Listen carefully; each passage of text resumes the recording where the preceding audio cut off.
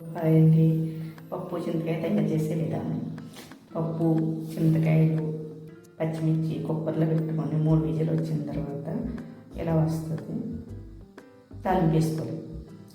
ఎల్లుల్లిపాయ, జీలకర్ర, ఆవాలు, కరివేపాకు, ఎండుమిరపకాయ వేసుకొని ఇంగువ కూడా వేసుకోవాలి. ఇంగువ వేసుకొని తాలింపు బాగా వేగిన తర్వాత పప్పు వేసుకోవాలి.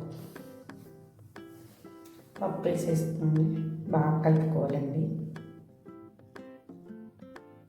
బాగా కలుపుకొని చాలా టేస్ట్గా ఉంటుందండి. పసుపు, సాల్టు, కారం వేసి కలుపుకోవాలి. బాగా కలిపేసుకొని మనకి చిక్కగా కావాలంటే చిక్కగానే, పలుచగా కావాలంటే పలుచగా చేసుకొని కొంచెం వాటర్ వేసుకొని బాగా మరగాలి.